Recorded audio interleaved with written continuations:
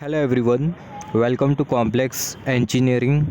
तो अभी हम लोग बात करने वाले ब्रेकडाउन इन बीजेटी के बारे में।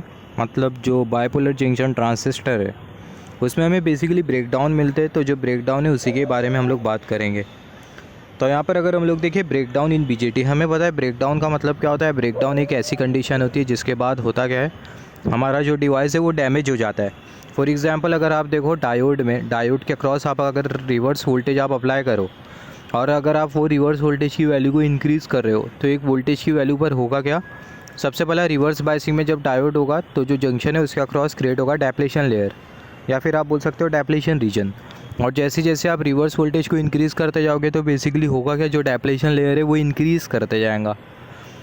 और रिवर्स वोल्टेज को आप इंक्रीज़ करते जा रहे हो तो रिवर्स वोल्टेज की एक पर्टिकुलर वोल्टेज वैल्यू होगी, जिस वोल्टेज वैल्यू पर होगा क्या, जो डेप्लेशन लेयर है वो ब्रेक हो जाएगा, जिसको हम लोग बेसिकली बोलते हैं ब्रेकडाउन। तो रिवर्स ब्रेकडाउन हम लोग बोलते हैं। तो रिवर्स ब्रेकडाउन की वजह से होगा क्या, high amount of current flow करने लगेगा और आपका जो डिवाइस है वो डैमेज हो जाएगा। तो जो बीजेटी उसमें जो ब्रेकडाउन हमें जो मिलता है, बेसिकली दो टाइप का ब्रेकडाउन मिलता है। एक जो ब्रेकडाउन होता है वो होता है एवलांच ब्रेकडाउन, और दूसरा जो ब्रेकडाउन होता है वो होता है पंच थ्रू ब्रेकडाउन। यहाँ पर ये जो एवलांच ब्रेकडाउन होता है इसको हम लोग टेम्पोरेरी ब्रेकडाउन भी बोलते हैं। और यहाँ पर ये जो पंच थ्रू ब्रेकडाउन होता है बेसिकली परमानेंट ब्रेकडाउन होता है। अगर परमानेंट ब्रेकडाउन अगर आ गया बीजेटी में तो आपका बीजेटी हो जाएगा ख़राब, फिर उसके बाद जो बीजेटी आप उसको फिर से यूज़ नहीं कर सकते हो।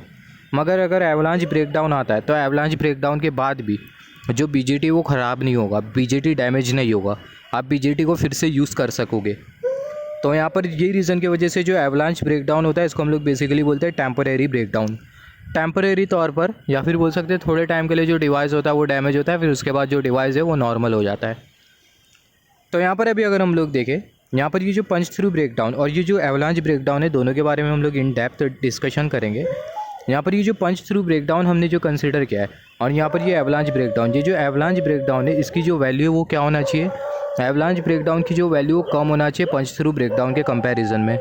अगर ये एवलांच ब्रेकडाउन की वैल्यू अगर कम होती है तो बेसिकली एवलांच ब्रेकडाउन पहला आकार होगा। और अगर एवलांच ब्रेकडाउन, आपको एक एग्जांपल देता हूँ, अगर पंच थ्रू ब्रेकडाउन और एवलांच ब्रेकडाउन अगर हम लोग ये दोनों ब्रेकडाउन को कंसिडर करें, और अगर पहला पंच थ्रू ब्रेकडाउन होता है तो ये हमारे लिए एडवांटेज होगा या फिर डिसएडवांटेज होगा। अगर पहला पंच थ्रू ब्रेकडाउन होता है और बाद में एवलांच ब्रेकडाउन होता है तो ये हमारे लिए एडवांटेज होगा या फिर डिसएडवांटेज होगा। ऑब्वियसली हमारे लिए डिसएडवांटेज होगा, क्योंकि पंच थ्रू ब्रेकडाउन हुआ और पंच थ्रू ब्रेकडाउन के बाद कहानी ख़त्म। मगर अगर एवलांच ब्रेकडाउन अगर पहला होता है और बाद में पंच थ्रू ब्रेकडाउन होता है, अगर एवलांच ब्रेकडाउन होता है तो आपको पता चल जाएगा कि एवलांच ब्रेकडाउन हुआ, और एवलांच ब्रेकडाउन के बाद आप क्या करोगे, जो बायसिंग है आप उसको हटा दोगे, क्योंकि आपको पता है एवलांच ब्रेकडाउन के बाद आपका जो डिवाइस है वो थोड़ा डैमेज हो जाता है। तो एवलांच ब्रेकडाउन के जैसे एवलांच ब्रेकडाउन आएगा तो आप क्या करोगे, जो बायसिंग है उसको हटा दोगे और आपका जो ट्रांजिस्टर है उसको एक बाजू रख दोगे। फिर आप बाद में जो ट्रांजिस्टर है आप उसको फिर से यूज़ कर सकोगे, क्योंकि जो एवलांच ब्रेकडाउन होता है थोड़े टाइम का ब्रेकडाउन होता है, फिर नॉर्मल हो जाता है एवलांच ब्रेकडाउन के बाद सब कंडीशन। मगर अगर पंच थ्रू ब्रेकडाउन पहला हो गया, पंच थ्रू ब्रेकडाउन होने के बाद होगा कि आपका जो डिवाइस है डैमेज हो जाएगा। तो ये रीज़न की वजह से जो एवलांच ब्रेकडाउन है उसकी जो वैल्यू हम लोग कम रखते हैं। एवलांच ब्रेकडाउन की वैल्यू कम रखने की वजह से होता क्या है, जो एवलांच ब्रेकडाउन है वो पहला होता है। एवलांच ब्रेकडाउन पहला होता है जिसकी वजह से होता क्या है, जो डिवाइस है वो हमारा सेफ़ जोन में रहता है, या फिर हम लोग बोल सकते हैं जो ट्रांजिस्टर है आपका सेफ जोन में ऑपरेट करेगा। क्योंकि एवलांच ब्रेकडाउन हुआ, आपको पता चल गया कि एवलांच ब्रेकडाउन हुआ, तो एवलांच ब्रेकडाउन के बाद आप क्या करोगे, जो ट्रांजिस्टर है उसके अक्रॉस जो बैटरी आप जो बायसिंग जो प्रोवाइड कर रहे हो उसको हटा दोगे और जो ट्रांजिस्टर है उसको रख दोगे। फिर आप ट्रांजिस्टर को बाद में फिर कभी यूज़ कर पाओगे। मगर अगर पंच थ्रू ब्रेकडाउन हुआ तो पंच थ्रू ब्रेकडाउन के बाद आपका जो ट्रांजिस्टर है पूरी तरीके से डैमेज हो जाएगा, ट्रांजिस्टर को आप बाद में यूज़ नहीं कर पाओगे। तो यही रीज़न की वजह से यहाँ पर अगर हम लोग देखें, जो वोल्टेज वैल्यू होती है एवलांच ब्रेकडाउन की वो कम होती है voltage value of punch through breakdown के। Voltage value of avalanche breakdown is less than voltage value of punch through breakdown, due to which avalanche breakdown will occur first. जो avalanche breakdown होता है पहला अकर करता है, क्योंकि जो एवलांच ब्रेकडाउन है उसकी जो वोल्टेज वैल्यू होती है वो कम होती है। तो एवलांच ब्रेकडाउन की वोल्टेज वैल्यू कम होती है, जिसकी वजह से एवलांच ब्रेकडाउन पहला अकर करता है, फिर उसके बाद पंच थ्रू ब्रेकडाउन अकर करता है, क्योंकि जो पंच थ्रू ब्रेकडाउन है उसकी जो वोल्टेज वैल्यू वो ज़्यादा होती है। तो यहाँ से आपको ऐसा क्वेश्चन आ सकता है, जो पंच थ्रू ब्रेकडाउन है उसकी जो वोल्टेज वैल्यू वो ज़्यादा क्यों होती है और एवलांच ब्रेकडाउन की वैल्यू कम क्यों होती है। तो आप ऐसा आंसर करोगे, एवलांच ब्रेकडाउन की वैल्यू कम होने की वजह से होगा कि हमारा जो ट्रांजिस्टर होगा वो सेफली ऑपरेट करेगा, या फिर आप बोल सकते हो एवलांच ब्रेकडाउन होने के बाद भी आपका जो ट्रांजिस्टर होगा आप उसको फिर से यूज़ कर पाओगे, मगर अगर पंच थ्रू ब्रेकडाउन होता है तो पंच थ्रू ब्रेकडाउन के बाद जो ट्रांजिस्टर है आप उसको यूज़ नहीं कर पाओगे, क्योंकि पंच थ्रू ब्रेकडाउन के बाद जो ट्रांजिस्टर है वो पूरी तरीके से डैमेज हो जाता है। तो यही रीज़न की वजह से जो एवलांच ब्रेकडाउन होता है उसकी वोल्टेज वैल्यू कम होती है, जिसकी वजह से जो ट्रांजिस्टर है उसको हम लोग फिर से रीयूज़ कर सकते हैं, या फिर आप बोल सकते हैं जो ट्रांजिस्टर है वो सेफ ऑपरेटिंग जोन में होता है। यहाँ पर अगर हम लोग देखें, सबसे पहले हम लोग डिस्कस करने वाले पंच थ्रू ब्रेकडाउन के बारे में, फिर उसके बाद हम लोग बात करेंगे एवलांच ब्रेकडाउन के बारे में। तो यहाँ पर अगर हम लोग पंच थ्रू ब्रेकडाउन के बारे में बात करें तो यहाँ पर सबसे पहले हमने कंसिडर किया ये है ट्रांजिस्टर। यहाँ पर ये एन लेयर, ये पी लेयर और यहाँ पर ये एन लेयर, यहाँ पर ये J1 जंक्शन और यहाँ पर ये J2 जंक्शन। यहाँ पर ये जो ट्रांजिस्टर है कौन से मोड में, एक्टिव मोड में। तो हमें पता है जब ट्रांजिस्टर एक्टिव मोड में होता है तो J1 जो जंक्शन होता है फॉरवर्ड बायसिंग में रहता है, J2 जंक्शन रिवर्स बायसिंग में रहता है। यहाँ पर ये जो J2 जो जंक्शन है वो रिवर्स बायसिंग में, जिसकी वजह से होगा क्या, ये जो J2 जो जंक्शन है इसके अक्रॉस डेप्लेशन लेयर क्रिएट होगा। तो जो डेप्लेशन लेयर है उसको हमने यहाँ पर कुछ इस तरीके से शो किया। यहाँ पर ये जो डेप्लेशन लेयर है उसको हमने यहाँ पर कुछ इस तरीके से शो किया। यहाँ पर हम लोग कौन से ब्रेकडाउन को समझ रहे हैं, यहाँ पर हम लोग पंच थ्रू ब्रेकडाउन को समझ रहे हैं इन डेप्थ। तो यहाँ पर अगर हम लोग देखें जो J1 जो जंक्शन है वो फॉरवर्ड बायस जंक्शन है, और यहाँ पर ये जो J2 जो जंक्शन आपको जो दिखाई दे रहा है वो कौन सा जंक्शन है, रिवर्स बायस जंक्शन है। तो यहाँ पर अगर हम लोग देखें, यहाँ पर अभी अगर हम लोग देखें, यहाँ पर ये जो रिवर्स वोल्टेज आपको जो दिखाई दे रहा है, अभी आप क्या करोगे, जो रिवर्स वोल्टेज है इसकी जो वैल्यू होगी उसको आप वेरी करोगे। तो जब आप ये रिवर्स वोल्टेज की मैग्नीट्यूड को इंक्रीज़ करोगे तो यहाँ पर ये जो डेप्लेशन लेयर आपको जो दिखाई दे रहा है इसकी जो थिकनेस है वो क्या करने लगेंगी, इंक्रीज़ करने लगेंगी। तो ये जो डेप्लेशन लेयर है इसकी जो थिकनेस है वो इंक्रीज़ करने लग रही है, और रिवर्स वोल्टेज की एक पर्टिकुलर वैल्यू पर होगा क्या, ये पूरा जो बेस रीजन आपको जो दिखाई दे रहा हो पूरी तरीके से क्या हो जाएगा, डेप्लीटेड हो जाएगा। इसका मतलब ये जो डेप्लेशन लेयर आपको जो दिखाई दे रहा है J2 जंक्शन के अक्रॉस, वो जो डेप्लेशन लेयर है पूरी तरीके से बेस लेयर को क्या कर देगा, बेस रीजन को कवर कर लेगा, जो कि हम लोग ये वाले फिगर में शो कर सकते हैं। तो यहाँ पर अगर हम लोग देखिए जो कंडीशन होती है इसको हम लोग बेसिकली बोलते हैं पंच थ्रू कंडीशन। और पंच थ्रू कंडीशन के बाद होता क्या है, आपका जो बेस लेयर है वो तो गायब हो गया, एन लेयर दिखाई दे रहा है और यहाँ पर भी एन लेयर दिखाई दे रहा है। फिर होता क्या है, दो एन लेयर मिलने की वजह से high amount of current flow करने लगता है। High amount of current flow किया, एक्सेस हीट जनरेट होगी, एक्सेस हीट जनरेट होगी, आपका जो ट्रांजिस्टर है क्या हो जाएगा, डैमेज हो जाएगा। हाई अमाउंट में करंट किस तरीके से फ्लो करता है इसको हम लोग समझेंगे with the help of the band diagram. तो यहाँ पर हमने क्या किया, जो रिवर्स वोल्टेज इसको हमने इंक्रीज़ किया, रिवर्स वोल्टेज को हमने इंक्रीज़ करते गए, जिसके वजह से हुआ क्या, जो डेप्लेशन लेयर जो दिखाई दे रहा है वो इंक्रीज़ करते गए, और रिवर्स वोल्टेज की एक पर्टिकुलर वैल्यू पर ये जो डेप्लेशन लेयर है पूरी तरीके से जो बेस लेयर है उसको कवर करते हैं। या फिर हम लोग बोल सकते हैं एक पर्टिकुलर रिवर्स वोल्टेज की वैल्यू पर जो बेस रीजन है पूरी तरीके से क्या हो गया, डेप्लीटेड हो गया। तो यहाँ पर अगर हम लोग देखें रिवर्स वोल्टेज की वो वैल्यू जिस वैल्यू पर ये जो बेस रीजन है पूरी तरीके से डेप्लीटेड हो जाएगा, तो जो रिवर्स वोल्टेज की वो जो वैल्यू होती है उसको हम लोग बेसिकली बोलते हैं पंच थ्रू वोल्टेज। तो यहाँ पर अगर हम लोग देखें voltage at which base layer will get depleted, जिस वोल्टेज पर बेस लेयर पूरी तरीके से डेप्लीटेड हो जाएगा, तो जो पर्टिकुलर जो वोल्टेज होता है उसको हम लोग बेसिकली कौन सा वोल्टेज बोलते हैं, वोल्टेज को हम लोग बेसिकली बोलते हैं पंच थ्रू वोल्टेज। कौन सा वोल्टेज बोलते हैं, पंच थ्रू वोल्टेज बोलते हैं। यहाँ पर अगर हम लोग देखें पंच थ्रू वोल्टेज के बाद होता क्या है, after punch through voltage high amount of current will flow in BJT and breakdown will occur known as punch through breakdown. High amount of current flow होने लगेगा और आपका जो BJT है उसमें क्या हो जाएगा, ब्रेकडाउन हो जाएगा, और आपका जो BJT क्या हो जाएगा, डैमेज हो जाएगा। यहाँ पर अगर हम लोग देखें, यहाँ पर अभी अगर हम लोग देखें जैसे कि हमने थोड़े टाइम पहले डिस्कस किया था, यहाँ पर इससे पहले हमने डिस्कस किया था अब तक के हम लोग जो ट्रांजिस्टर जो पढ़ते हुए आ रहे थे, इससे पहले एक दो वीडियो में ट्रांजिस्टर की जो मैंने वीडियो अपलोड किया था उसमें थोड़ी एक्सटर्नल नॉइज़ थी, तो आप ज़रा कंपनसेट कर लेना नॉइज़ को लेके। अब से आपको जो भी वीडियो मिलेंगी पूरे EDC में आपको कुछ भी वॉइस नहीं मिलेंगी, नेग्लिजिबल वॉइस मिलेंगी, एक्सटर्नल नॉइज़ मिलेगी थोड़ी बहुत। जो व्हीकल ऑटोमोबाइल की जो वॉइस आ रही थी आपको, गाड़ी वाड़ी की जो वॉइस आ रही थी वो आपको बिल्कुल भी नहीं मिलेंगी ये वीडियो से।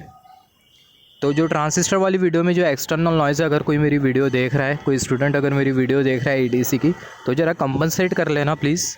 तो यहाँ पर अभी अगर हम लोग देखें जैसे कि हमने डिस्कस किया था, यहाँ पर अभी अगर हम लोग देखें, यहाँ पर जैसे कि हमने डिस्कस किया था ट्रांजिस्टर वाली वीडियो में हमने पढ़ा था जो कलेक्टर होता है उसका जो डोपिंग कंसंट्रेशन होता है वो कम होता है।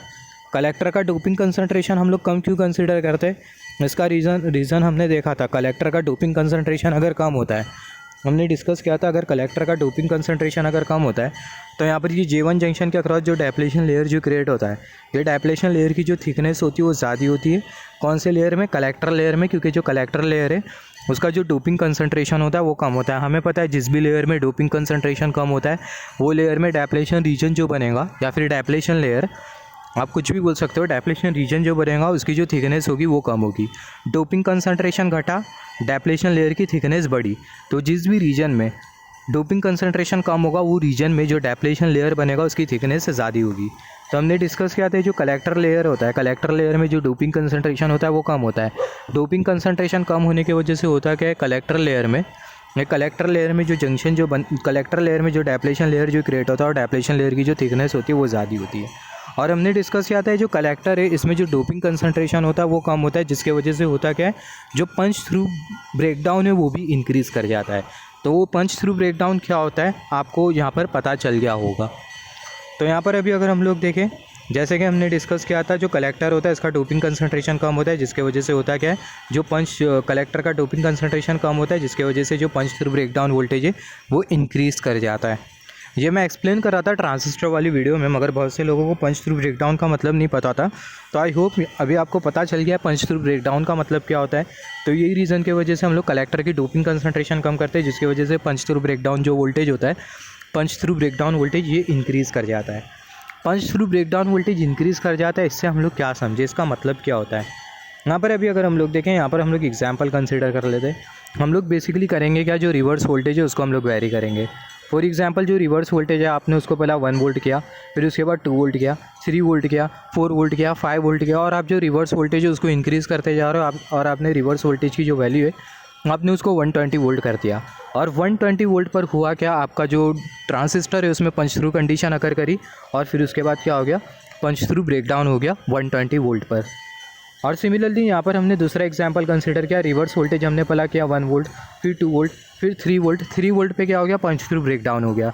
तो यहाँ पर आप देखो, यहाँ पर कम रिवर्स वोल्टेज पर पंच थ्रू ब्रेकडाउन हो रहा है और यहाँ पर हाई रिवर्स वोल्टेज पर पंच थ्रू ब्रेकडाउन हो रहा है। तो इसका मतलब यहाँ पर जो पंच थ्रू ब्रेकडाउन वोल्टेज की जो वैल्यू है वो क्या हो गई, वो इंक्रीज़ कर गई। हाई रिवर्स वोल्टेज की वैल्यू पर जो पंच थ्रू ब्रेकडाउन है वो अकर कर रहा है ये वाले केस में। इसका मतलब जो पंच थ्रू ब्रेकडाउन वोल्टेज है वो इंक्रीज़ कर गई। अगर मैं आपको एकदम सिंपल वर्ड में बोलूँ, पंच थ्रू ब्रेकडाउन वोल्टेज इंक्रीज़ कर जाता है, इसका मतलब ये कि जो J2 जंक्शन जो कि आपका रिवर्स बायसिंग में होगा, तो जो रिवर्स वोल्टेज है आप उसको बहुत ज़्यादा वेरी कर सकते हो। और रिवर्स वोल्टेज जब एक्सट्रीमली हाई हो जाएगा, रिवर्स वोल्टेज बहुत ज़्यादा हो जाएगा, तो उसके बाद क्या होगा, पंच थ्रू कंडीशन आएगी और उसके बाद पंच थ्रू ब्रेकडाउन हो जाएगा और आपका जो डिवाइस है ट्रांजिस्टर वो डैमेज हो जाएगा हमेशा के लिए। तो यहाँ पर अभी अगर हम लोग देखें, जैसे कि हमने डिस्कस किया था, यहाँ पर पंच थ्रू ब्रेकडाउन के बाद होता क्या, पंच थ्रू कंडीशन के बाद high amount of current flow करने लगती है। और हमने ये भी देखा पंच थ्रू ब्रेकडाउन कंडीशन में होता क्या, पंच थ्रू ब्रेकडाउन में जो बेस लेयर होता है पूरी तरीके से डेप्लीटेड हो जाता है। तो ये हाई अमाउंट ऑफ करंट किस तरीके से फ्लो करती है उसको हम लोग समझते हैं with the help of the band diagram. हमें पता है ट्रांजिस्टर का जो बैंड डायग्राम होता है वो हमें कुछ इस तरीके से मिलता है। यहाँ पर ये जो आपको जो डार्क लाइन जो दिखाई दे रही है, यहाँ पर ये जो डार्क लाइन हमने जो कंसिडर किया है, ये जो डार्क लाइन है बेसिकली ये just wait for a second, ये जो शेडेड लाइन आपको जो दिखाई दे रही है जो कि कर्सर की टिप शो कर रही है, ये जो शेडेड लाइन है ये इंट्रिंसिक फर्मी एनर्जी लेवल है। ये जो डॉटेड लाइन है, सॉरी फॉर दैट, ये जो डॉटेड लाइन आपको जो दिखाई दे रही है, ये जो डॉटेड लाइन है ये इंट्रिंसिक फर्मी एनर्जी लेवल है। ये dotted line intrinsic Fermi energy level है। यहाँ पर आप देखो जो फर्मी एनर्जी लेवल है, और ये जो शेडेड लाइन है वो आपको इंडिकेट कर रही है फर्मी एनर्जी लेवल, और ये जो डॉटेड लाइन आपको जो दिखाई दे रही है जो कि कर्सर की टिप शो कर रही है वो आपको इंडिकेट कर रही है इंट्रिंसिक फर्मी एनर्जी लेवल। तो यहाँ पर अगर हम लोग देखें, यहाँ पर जो फर्मी एनर्जी लेवल है वो इंट्रिंसिक फर्मी एनर्जी लेवल के ऊपर है। इसका मतलब यहाँ पर ये जो बैंड डायग्राम है एन टाइप सेमीकंडक्टर का, और यहाँ पर आप देखो जो फर्मी एनर्जी लेवल है, फर्मी एनर्जी लेवल ये इंट्रिंसिक फर्मी एनर्जी लेवल के नीचे, इसका मतलब ये पी टाइप सेमीकंडक्टर का बैंड डायग्राम है। और यहाँ पर आप देखो जो फर्मी एनर्जी लेवल है वो इंट्रिंसिक फर्मी एनर्जी लेवल के ऊपर है। इसका मतलब यहाँ पर ये जो बैंड डायग्राम है किसका, एन टाइप सेमीकंडक्टर का बैंड डायग्राम है।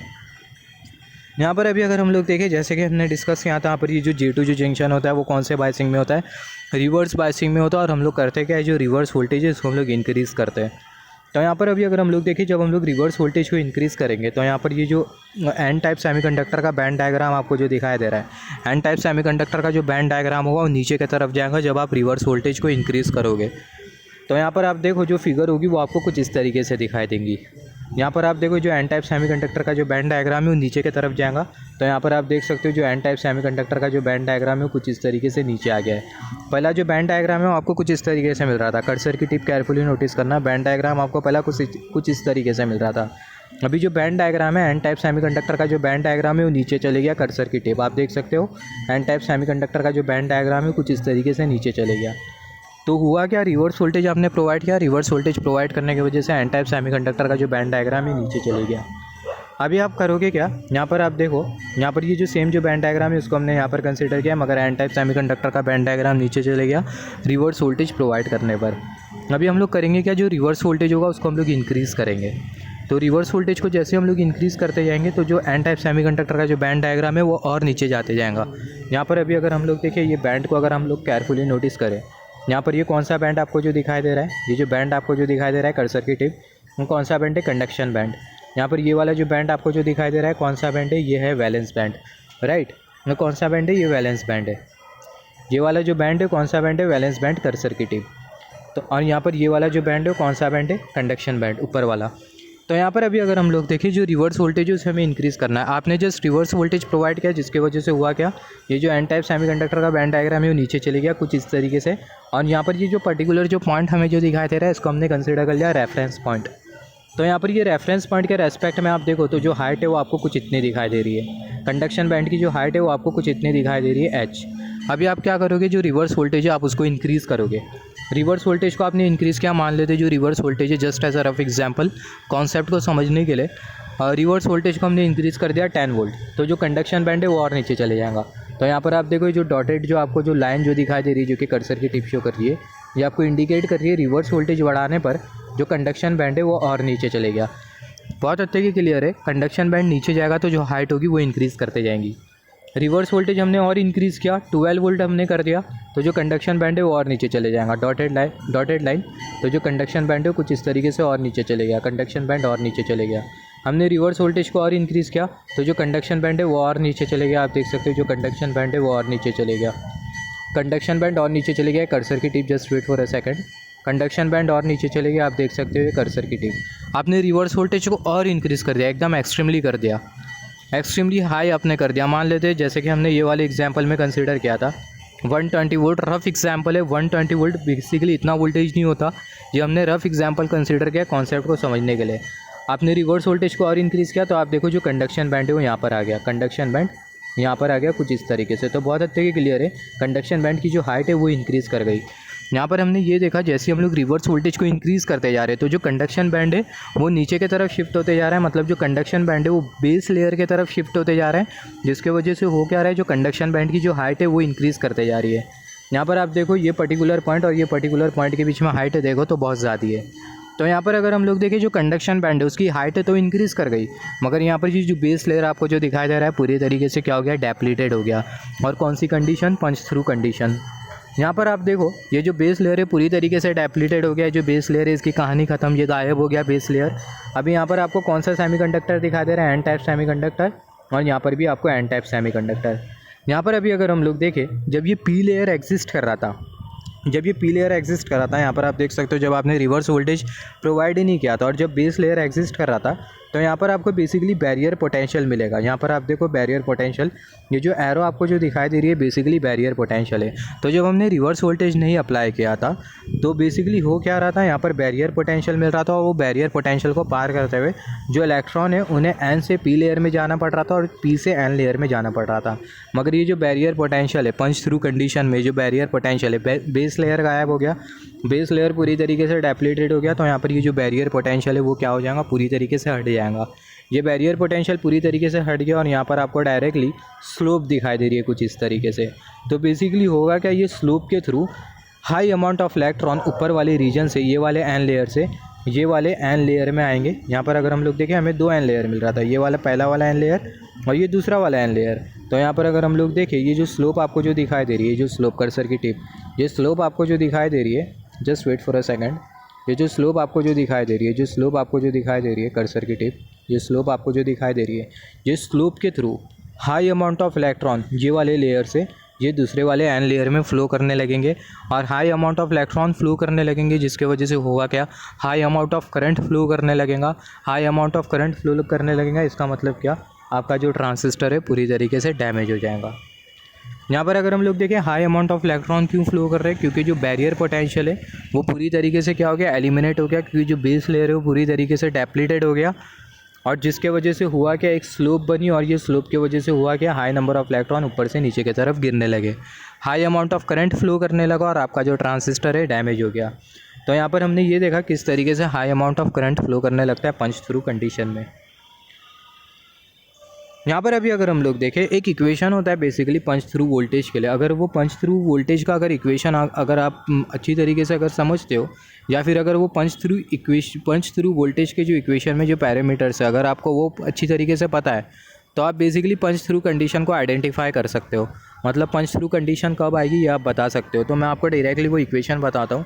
Equation for punch through voltage के लिए जो इक्वेशन होता है बेसिकली ये वाला इक्वेशन होता है। यहाँ पर अगर हम लोग देखें VPT, ये आपको बेसिकली इंडिकेट कर रहा है पंच थ्रू वोल्टेज।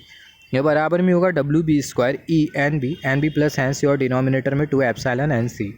यहाँ पर ये जो WB आपको जो दिखाई दे रहा है ये आपको क्या इंडिकेट कर रहा है, बेस की विड्थ इंडिकेट कर रहा है। और यहाँ पर ये जो एप्सिलॉन आपको जो दिखाई दे रहा है वो आपको क्या इंडिकेट कर रहा है, परमिटिविटी इंडिकेट कर रहा है। एप्सिलॉन जो आपको जो दिखाई दे रहा है, एप्सिलॉन बेसिकली इंडिकेट कर रहा है परमिटिविटी ऑफ मीडियम। और यहाँ पर ये जो NB NC आपको जो दिखाई दे रहा है ये आपको इंडिकेट कर रहा है doping concentration of collector layer and base layer. तो यहाँ पर ये जो NB और NC है ये बेसिकली डोपिंग कंसनट्रेशन है बेस लेयर और कलेक्टर लेयर का। और यहाँ पर ये जो WB हमने जो कंसिडर किया है बेसिकली हमें इंडिकेट कर रहा है थिकनेस ऑफ द बेस, या फिर आप बोल सकते हो विड्थ ऑफ द बेस। तो यहाँ पर अगर आप देखो जो बेस की जो विड्थ है, अगर इसके बारे में आपको इन्फॉर्मेशन है, थिकनेस आपको पता है बेस की कितनी है, डोपिंग कंसनट्रेशन आपको पता है, मीडियम की परमिटिविटी पता है, तो ये सब पैरामीटर के हेल्प से आप पंच थ्रू वोल्टेज को आइडेंटिफाई कर सकते हो। पंच थ्रू वोल्टेज कितने वोल्ट पर आएगा ये आप बता सकते हो। और एक बार आप पंच थ्रू वोल्टेज बता दिए इतने वोल्ट पर पंच थ्रू वोल्टेज आने वाला है, तो ऑब्वियसली जो डिवाइस होगा ट्रांजिस्टर उसको हम लोग उतने वोल्ट तक के लेके ही नहीं जाएंगे। तो यहाँ पर हमने डिस्कस किया पंच थ्रू ब्रेकडाउन के बारे में। सिमिलरली यहाँ पर अगर हम लोग देखें दूसरा जो ब्रेकडाउन है वो कौन सा ब्रेकडाउन है, एवलांच ब्रेकडाउन। दूसरा जो ब्रेकडाउन है वो कौन सा ब्रेकडाउन है, एवलांच ब्रेकडाउन है। तो यहाँ पर अगर हम लोग देखें जो एवलांच ब्रेकडाउन है इसको फर्दर 2 पार्ट में कैटेगराइज किया गया है। तो यहाँ पर अगर हम लोग देखें पहला avalanche breakdown for open base और दूसरा avalanche breakdown for open emitter. आप ऐसा भी बोल सकते हो avalanche breakdown due to open base, avalanche breakdown due to open base और avalanche breakdown due to open emitter. तो यहाँ पर अगर हम लोग देखें avalanche breakdown due to open base, इसको हम लोग कुछ इस तरीके से लिखते हैं BV सब स्क्रिप्ट में CEO। तो यहाँ पर आपको कलेक्टर दिखाई दे रहा है, एमीटर दिखाई दे रहा है, मगर बेस नहीं दिखाई दे रहा है। तो ये रीज़न की वजह से हमने यहाँ पर कंसीडर किया avalanche breakdown due to open base. Similarly avalanche breakdown due to open emitter उसको हम लोग कुछ इस तरीके से शो करते हैं। यहाँ पर ये जो B आपको जो दिखाई दे रहा है और यहाँ पर भी ये जो B आपको जो दिखाई दे रहा है आपको क्या इंडिकेट कर रहा है, ब्रेकडाउन। और यहाँ पर ये VCBO, यहाँ पर आपको कलेक्टर दिखाई दे रहा है, यहाँ पर आपको बेस दिखाई दे रहा है, एमीटर दिखाई दे रहा है क्या, नहीं दिखाई दे रहा है। तो ये रीज़न की वजह से यहाँ पर हमने कंसीडर किया avalanche breakdown due to open emitter. तो avalanche breakdown due to open emitter उसको हम लोग कुछ इस तरीके से शो करते हैं। Avalanche breakdown due to open base उसको हम लोग कुछ इस तरीके से शो करते हैं। तो यहाँ पर अभी अगर हम लोग देखें सबसे पहले हम लोग समझते हैं avalanche breakdown due to open base. जैसे आपने नॉर्मल ब्रेकडाउन पढ़ा था सेम यहाँ पर भी आपको पढ़ना है। सिर्फ आप डिफरेंस क्या देखोगे, एक में बेस ओपन रहेगा और एक में एमीटर ओपन रहेगा।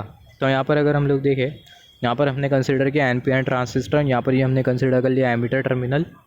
और सिमिलरली यहाँ पर हमने कंसिडर कर लिया ये कलेक्टर टर्मिनल, यहाँ पर ये हमने कंसिडर कर लिया कलेक्टर टर्मिनल, यहाँ पर ये हमने बेसिकली कंसिडर कर लिया बेस टर्मिनल। तो यहाँ पर अगर हम लोग देखें यहाँ पर ये जो बेस टर्मिनल है बहुत हद तक की क्लियर है कि यहाँ पर बेस टर्मिनल पूरी तरीके से ओपन है। बेस टर्मिनल पर हमने किसी भी तरीके की बायसिंग नहीं प्रोवाइड करी है। तो यहाँ पर ये जो बेस टर्मिनल है पूरी तरीके से क्या है, ओपन। यहाँ पर ये जो एमीटर टर्मिनल आपको जो दिखाई दे रहा है और जो कलेक्टर टर्मिनल जो दिखाई दे रहा है, दोनों के बीच में हमने बायसिंग प्रोवाइड करी है, दोनों के बीच में हमने वोल्टेज प्रोवाइड करके रखा है। तो यहाँ पर ये जो वोल्टेज है कौन सा वोल्टेज है, VCE वोल्टेज। यहाँ पर आप देखो ये VCE वोल्टेज कौन सा वोल्टेज है, ये वोल्टेज को हम लोग बेसिकली बोलते हैं collector to emitter voltage, very important. यहाँ पर अभी आप देखो यहाँ पर आप देखो जो एमीटर है यहाँ पर नेगेटिव पोटेंशियल बनेगा और ये जो कलेक्टर है इसके यहाँ पर पॉजिटिव पोटेंशियल बनेगा। यहाँ पर आप देखो ये कलेक्टर से एमीटर की तरफ आप जाओ तो यहाँ पर आप देखो यहाँ पर ये आपको पहला वाला जंक्शन मिलेगा और यहाँ पर ये दूसरा वाला जंक्शन, या फिर आप बोल सकते हैं J1 जंक्शन और यहाँ पर ये J2 जंक्शन। तो यहाँ पर आप कलेक्टर से एमीटर की तरफ जाओगे तो इसका मतलब कि आप हायर पोटेंशियल से लोअर पोटेंशियल की तरफ जा रहे हो। तो यहाँ पर ये जो J2 जंक्शन आपको जो दिखाई दे रहा है इसके राइट हैंड साइड पर हायर पोटेंशियल और लेफ्ट हैंड साइड पर लोअर पोटेंशियल। और यहाँ पर ये J1 जंक्शन आपको दिखाई दे रहा है इसके राइट हैंड साइड पर हायर पोटेंशियल और लेफ्ट हैंड साइड पर लोअर पोटेंशियल। तो यहाँ पर आप देखो बहुत हद तक क्लियर है। यहाँ पर ये जो J1 जो जंक्शन है, J1 जंक्शन के अक्रॉस यहाँ पर सिंपली आप ये P लेयर कंसिडर करो। ये पी लेयर पर पॉजिटिव पोटेंशियल आ रहा है और जो एन लेयर है उस पर नेगेटिव पोटेंशियल आ रहा है। उसका मतलब जो J1 जो जंक्शन है वो कौन सी बायसिंग में गया, फॉरवर्ड बायसिंग में गया। सिमिलरली यहाँ पर आप देखो जो एन लेयर है उस पर पॉजिटिव पोटेंशियल आ रहा है और जो पी लेयर है उस पर नेगेटिव पोटेंशियल आ रहा है। इसका मतलब जो J2 जो जंक्शन है कौन से बायसिंग में चले गया, रिवर्स बायसिंग में चले गया। यहाँ पर अगर हम लोग देखिए जो एमीटर और ये जो कलेक्टर हमने जो कंसीडर किया, इसके बीच में जो वोल्टेज है उसको हमने कंसीडर कर लिया VC voltage, collector to emitter voltage. तो जैसे कि हमने डिस्कस किया जो J1 जो जंक्शन है वो फॉरवर्ड बायसिंग में और जो J2 जो जंक्शन है वो कौन सी बायसिंग में, रिवर्स बायसिंग में। और ये ट्रांजिस्टर के थ्रू करंट फ्लो होगा और वो जो करंट है उसको हमने कंसीडर कर लिया ICEO करंट। यहाँ पर ये ICEO करंट कौन सा, ये जो करंट है basically collector to emitter current है, collector to emitter current when base is open. तो यहाँ पर ये ICEO current, collector to emitter current when base is open. तो यहाँ पर आप देखो यहाँ पर ये जो J2 जो जंक्शन है कौन सी बायसिंग में, रिवर्स बायसिंग में। यहाँ पर ये VC वोल्टेज को आप इंक्रीज़ करते जाओ तो ये जो J2 जो जंक्शन है इसकी जो रिवर्स बायसिंग होगी वो इंक्रीज़ करते जाएंगे, रिवर्स बायसिंग इंक्रीज़ करते जाएंगे। इसका मतलब इसके अक्रॉस जो डेप्लेशन लेयर होगा वो इंक्रीज़ करते जाएगा, राइट। और यहाँ पर ये जो VC वोल्टेज आपको जो दिखाई दे रहा है इसकी एक पर्टिकुलर वैल्यू होगी और वो पर्टिकुलर वैल्यू पर होगा क्या, जो J2 जंक्शन के अक्रॉस जो डेप्लेशन लेयर क्रिएट हुआ है उसका ब्रेकडाउन हो जाएगा। और होगा क्या, एक ब्रेकडाउन क्रिएट होगा आपके डिवाइस में जिसको हम लोग बेसिकली बोलेंगे avalanche breakdown due to the open base. और वो ब्रेकडाउन के बाद होगा क्या, करंट फ्लो करने लगेगा, मगर आपका जो डिवाइस होगा वो डैमेज नहीं होगा क्योंकि एवलांच ब्रेकडाउन में जो डिवाइस है वो डैमेज नहीं होता। तो यहाँ पर हमने डिस्कस किया avalanche breakdown due to open base. Similarly एक और एक ब्रेकडाउन है यहाँ पर अगर हम लोग देखें, जैसे कि मैंने आपको बोला VC वोल्टेज को आप इंक्रीज़ करते जाओ तो जो डेप्लेशन लेयर होगा J2 जंक्शन के अक्रॉस वो इंक्रीज़ करते जाएगा, जो एरो ऊपर की तरफ जा रही है इसका मतलब इंक्रीमेंट। और यहाँ पर आप देखो at particular voltage of VC, जैसे कि मैंने आपको बोला at particular voltage of VC, जो VC है उसकी एक पर्टिकुलर वोल्टेज वैल्यू पर जो डेप्लेशन लेयर होगा J2 के अक्रॉस वो क्या हो जाएगा, ब्रेक हो जाएगा और ब्रेकडाउन अकर कर जाएगा। और वो जो ब्रेकडाउन है उसको हम लोग बेसिकली बोलते हैं avalanche breakdown when base is open. Similarly यहाँ पर अगर हम लोग देखें दूसरा वाला कौन सा ब्रेकडाउन था, avalanche breakdown due to open emitter, avalanche breakdown due to open emitter. तो यहाँ पर बेसिकली होगा क्या, जो एमीटर टर्मिनल है वो ओपन रहेगा। तो यहाँ पर अभी अगर हम लोग देखें यहाँ पर हमने कंसिडर कर लिया ट्रांजिस्टर, यहाँ पर ये NPN ये एमीटर टर्मिनल और यहाँ पर ये कलेक्टर टर्मिनल। तो बात होती है कि क्लियर है कि जो एमीटर टर्मिनल है वो क्या है, वो है ओपन। यहाँ पर ये हमने कंसिडर कर लिया बेस टर्मिनल और यहाँ पर ये कलेक्टर टर्मिनल, दोनों के बीच में हमने बायसिंग प्रोवाइड करी है। बहुत हद तक क्लियर है कि जो नेगेटिव पोटेंशियल है पी लेयर में जा रहा है और जो पॉजिटिव पोटेंशियल है ये एन लेयर में जा रहा है। इसका मतलब J2 जंक्शन रिवर्स बायस में। वहाँ पर अगर हम लोग देखें जो J2 जो जंक्शन है जिसको हम लोग बेसिकली बोलते हैं कलेक्टर बेस जंक्शन, वो कौन सी बायसिंग में, रिवर्स बायसिंग में। और यहाँ पर अगर हम लोग देखें जो वोल्टेज हमने जो प्रोवाइड किया है इसको हम लोग बेसिकली बोलते हैं कलेक्टर टू बेस वोल्टेज। और ये कलेक्टर टू बेस वोल्टेज की वजह से करंट फ्लो करने लगेगा जिसको हम लोग शो करते हैं ICBO से। यहाँ पर ये I सबस्क्रिप्ट में CBO ये कौन सा करंट है, collector to base current when emitter is open. तो सिमिलरली यहाँ पर आप देखो जब ये कलेक्टर टू बेस वोल्टेज को आप इंक्रीज़ करोगे तो जो डेप्लेशन लेयर है ये जो J2 जो जंक्शन है वो रिवर्स बायस में, जैसे कि हमने डिस्कस किया था। तो जब आप कलेक्टर टू बेस वोल्टेज को इंक्रीज़ करोगे तो बेसिकली होगा क्या, जो डेप्लेशन लेयर की जो थिकनेस होगी J2 के अक्रॉस वो इंक्रीज़ करने लगेंगी। और similarly at particular value of collector to base voltage, collector to base voltage की एक पर्टिकुलर वैल्यू पर होगा क्या, जो डेप्लेशन लेयर होगा J2 के अक्रॉस वो क्या हो जाएगा, ब्रेक हो जाएगा और ब्रेकडाउन अकर कर जाएगा जिसको हम लोग बेसिकली बोलेंगे avalanche breakdown when emitter is open. तो यहाँ पर अगर हम लोग देखें ये बेसिकली जो ब्रेकडाउन हमने जो कंसिडर किया इसी को हम लोग बेसिकली बोलते हैं avalanche breakdown when emitter is open, या फिर आप बोल सकते हो ड्यू टू ओपन एमीटर। तो यहाँ पर अगर हम लोग देखें हमने यहाँ पर एवलांच ब्रेकडाउन को हमने दो टाइप में कैटेगराइज कर दिया, दो पार्ट में हमने ब्रेक कर दिया, डिवाइड कर दिया। तो यहाँ पर हमने टोटल कितने ब्रेकडाउन के बारे में पढ़ा, 3 ब्रेकडाउन के बारे में पढ़ा। सबसे पहला हमने डिस्कस किया पंच थ्रू ब्रेकडाउन के बारे में, दूसरा हमने avalanche breakdown due to open base, तीसरा avalanche breakdown due to open emitter. तो सबसे ज़्यादा वैल्यू किसकी होती है, वैल्यू सबसे जिसकी वैल्यू जितनी ज़्यादा रही, जो भी ब्रेकडाउन की वैल्यू ज़्यादा रहेंगी तो जो ब्रेकडाउन होगा वो सबसे लास्ट में होगा। और उसके बाद होगा क्या, जो डिवाइस है वो डैमेज हो जाएगा। और जिस भी ब्रेकडाउन की वैल्यू कम रहेगी तो जो ब्रेकडाउन होगा पहले होगा। तो यहाँ पर अगर हम लोग देखें breakdown due to open base, इसकी जो वैल्यू होती है वो सबसे कम होती है।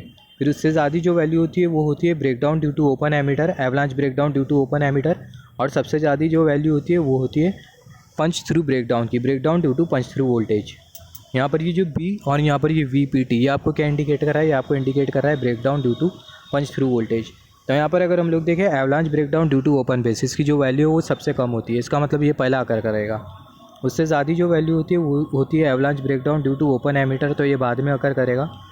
फिर उसके बाद सबसे ज़्यादा जो वैल्यू होती है वो होती है breakdown voltage, breakdown due to punch through voltage. इसकी जो वैल्यू होती है वो सबसे ज़्यादा होती है। इसका मतलब ये सबसे लास्ट में अकर करेगा और इसके बाद डिवाइस की कहानी ख़त्म। यहाँ पर अगर हम लोग देखें बेसिकली जैसे कि हमने डिस्कस किया avalanche breakdown due to open base and open emitter, इनके बीच में एक रिलेशन होता है। यहाँ पर अगर हम लोग देखें relation in between BVCO, BV यहाँ पर ये टर्म हमें क्या इंडिकेट करता है, avalanche breakdown due to open emitter and avalanche breakdown due to open base. तो यहाँ पर ये avalanche breakdown due to open emitter and open base दोनों के बीच का जो रिलेशन होता है कुछ इस तरीके से होता है। यहाँ पर अगर हम लोग देखें avalanche breakdown due to open base, ये जो टर्म है इसको हम लोग बोल सकते हैं avalanche breakdown due to open base, या फिर आप बोल सकते हो breakdown voltage due to the open base terminal. तो avalanche breakdown due to open base is equal to avalanche breakdown due to open emitter और divided by R to the power 1/n। तो यहाँ पर ये जो n आपको जो दिखाया दे रहा है R to the power 1/n, ये जो n आपको जो दिखाई दे रहा है इसको हम लोग बेसिकली बोलते हैं एम्पिरिकल कांस्टेंट।